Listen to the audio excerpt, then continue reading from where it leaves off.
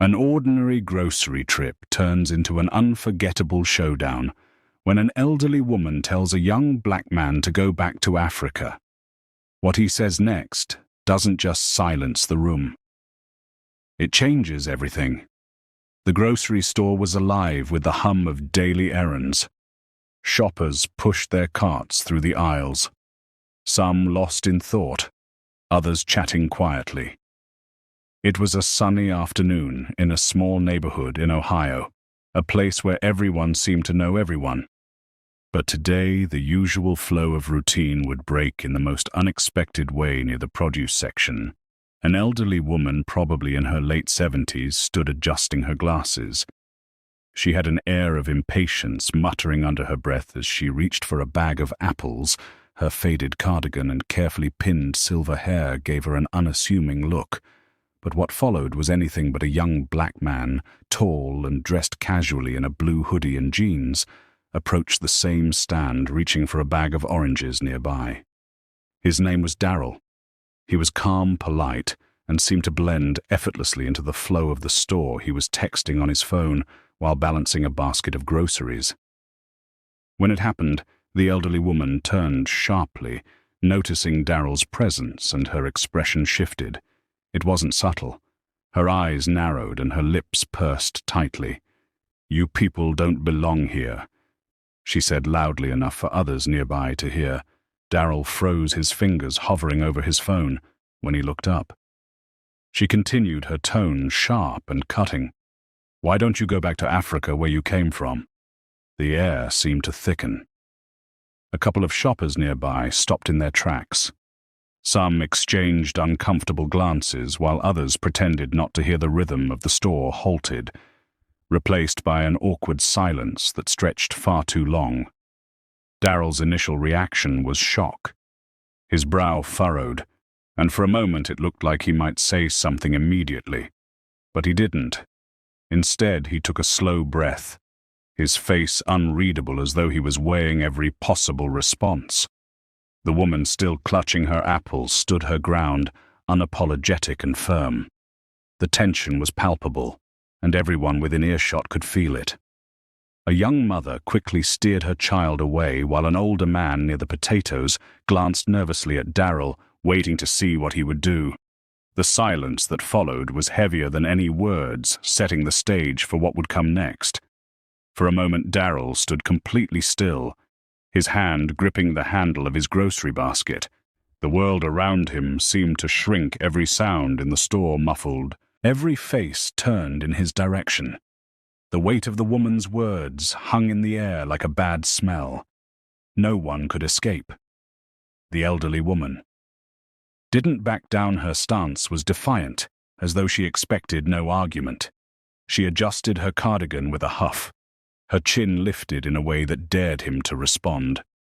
A young employee stacking bananas a few feet away froze mid-motion, unsure whether to step in or stay out of it.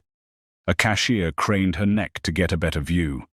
The growing crowd didn't move closer, but they didn't leave either. They were witnesses now. Like it or not, Darryl glanced at the woman, his face calm, but his eyes full of thought. 1,000 responses raced through his mind. He could lash out, yell, or storm off, but none of those options felt right. The tension pressed on him like a weight, but instead of breaking, he allowed himself a moment to breathe. He shifted his basket to his other hand and straightened his posture, his presence growing larger in the silence. His voice, when it came, was calm but deliberate, cutting through the awkward atmosphere. "Ma'am," he began, his tone measured. "Do you even realize what you just said?" His question wasn't accusatory. It was reflective, almost like he was giving her a chance to think about her words. But she didn't seem interested in reflection. "I said what I said." She snapped, her voice rising. "This is my country. People like you don't belong here." That was it. A young woman near the bread aisle gasped audibly, and the quiet murmur of the crowd grew louder. Yet Darryl remained steady. He didn't raise his voice. He didn't take a step closer. Instead, he let the pause stretch, giving her words a chance to settle into the ears of everyone around them. "All right," he said, finally, nodding slowly. His calmness was disarming, almost unsettling in its strength. "Let's talk about that. Since you brought it up." The room held its breath, waiting for his response. The storm was coming, but it wasn't the kind anyone expected. Daryl shifted his weight, setting his basket down on the floor with deliberate care. His calmness felt like gravity, pulling everyone closer, even those pretending not to listen. He fixed his gaze on the elderly woman, not with anger, but with a kind of quiet determination that made her shift uncomfortably. "You said I don't belong here," he began, his voice steady but firm. "But let me tell you something about where I come from." His words carried weight, each one spoken like it had been carefully chosen. "My great-great-grandfather was born in Mississippi," he said, pausing just enough to let the words sink in. He was a sharecropper working land he didn't own, breaking his back so his kids might have a better life. His father, he was a slave, kidnapped, beaten, sold like property. And for what? To help build the very country. Your standing in the woman's lips tightened, but she said nothing. The crowd, however, was transfixed. A man near the dairy section who had been glancing at his phone put it down entirely. An older couple whispered to each other, but didn't look away. My grandfather, Daryl continued, his voice gaining strength, fought in World War II, fought for a country that sent him overseas to risk his life, only to treat him like dirt. When he came back, couldn't sit at the same counters, couldn't drink from the same fountains, but he stayed. You know why? Because he believed in this country's promise, even when it didn't believe in him. A hush fell over the room. Even the hum of the refrigerators seemed quieter now, and my parents, he went on, his tone softening but losing none of its intensity. They fought too, not with guns or fists, but by working every day, raising me to believe in kindness, respect, and hard work. My mother's a teacher. She spent her whole life helping kids, no matter what they look like. My father, he's a mechanic, the kind of man who'd stop on the side of the road to help someone like you. If your car broke down, he let the words settle before continuing, his eyes still locked on hers. "So you're telling me I don't belong here, that I should go back to Africa?" He shook his head slightly, his voice now carrying a hint of sadness. "Ma'am, I am as much a part of this country as you are, maybe even more, because my family paid the price for it in blood, sweat, and tears." The elderly woman's face flushed, her hands trembling slightly as she clutched her apples. She opened her mouth as if to respond, but stopped, her words catching in her throat. Daryl took a step back, his composure unshaken. "I could have walked away," he said, addressing the entire crowd now, "but what good would that do? Ignorance doesn't get better in silence. It's up to all of us to be better than this, to be better than words like those." The weight of his words lingered, but the story wasn't over yet. The crowd's reaction would speak louder than anything else. The silence after Daryl's words was almost deafening. For a moment, no one moved. The elderly woman's face was a patchwork of emotions: anger, embarrassment, and something deeper, something that looked almost like shame. She glanced around the crowd as if searching for an ally, but none came. A middle-aged man with a baseball cap stepped forward. "He's right," the man said, his voice breaking the quiet. "We've got to be better than this."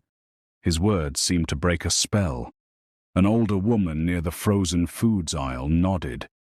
"My dad fought in that same war," she said softly, her voice trembling. "He always said the only color that mattered was the red on the flag." The murmurs began to grow. A cashier, no older than 20, called out from her station, "I've never seen anyone handle something like that so gracefully. Thank you." The elderly woman, now visibly flustered, clutched her cart tightly. She didn't apologize, but the fire in her eyes had dimmed. When she finally spoke, her voice was quieter, almost pleading. "I didn't mean," she began, but stopped herself. Daryl turned back to her, his expression softer now. "It's not about what you meant," he said gently, It's about how it came across. Words matter. Actions matter even more. A man near the deli counter began clapping, slow at first, hesitant. But soon others joined in. The sound swelled into something undeniable. The applause wasn't just for Daryl's words, but for the courage it took to confront hate with dignity. The elderly woman looked around one last time, her face pale, then quietly wheeled her cart toward the exit. As she walked away, a few people approached Daryl. One woman placed a hand on his shoulder and said, "Thank you for saying what needed to be said." Daryl offered a faint smile and lifted his basket back into his hand. "Sometimes," he said, almost to himself, "it's not about winning or losing. It's about making sure people hear the truth." The crowd slowly dispersed. The tension in the air gave way to quiet reflection. Some people looked inspired, others thoughtful. But everyone seemed changed, even if only a little. The moment had passed, but the impact lingered. As the crowd returned to their routines, the atmosphere in the grocery store felt different, quieter, more aware. Daryl finished his shopping, his steps slower, as if he were still processing everything. At the checkout, the young cashier who had spoken up earlier scanned his items with a shy smile. "What you said back there?" She hesitated, then added, "It meant a lot. People don't always stand up like that, especially with such grace." Daryl smiled back, his voice warm. "Sometimes grace is the only way to break through. Anger just builds walls." Outside, the sun was beginning to set, casting long shadows across the parking lot. As Daryl walked to his car, he noticed the elderly woman sitting in hers, gripping the steering wheel tightly. For a moment he considered walking over, but then he paused. Some lessons take time to settle, and he had already said what needed to be said. Later that evening, Daryl sat with his father at the kitchen table, recounting the events of the day. His father, a man of few words, listened closely. His father listened intently, hands folded on the table. After a moment, he finally spoke. "You did the right thing, son. Not just for yourself, but for everyone who was watching. People like her. They might not change overnight, but you planted a seed. That's all you can do sometimes. Plant the seed and let it grow." Daryl nodded slowly, his father's words sinking in. He realized that while the encounter had been uncomfortable, it had also been necessary. Ignorance doesn't change unless it's challenged, and silence only allows it to grow stronger. Across town, the elderly woman sat at her dining table, a full plate of food untouched in front of her. Daryl's words echoed in her mind, each one cutting through the layers of her assumptions. She thought of her grandchildren, of the world they were growing up in, and for the first time in a long while, she felt something unfamiliar. Doubt. In the days that followed, the story of what happened at the grocery store spread through the neighborhood. People talked about Daryl's calm strength, his courage, and the dignity with which he handled the moment. It became more than just a passing incident. It became a lesson, a reminder of the power of words, and the importance of standing up for what's right.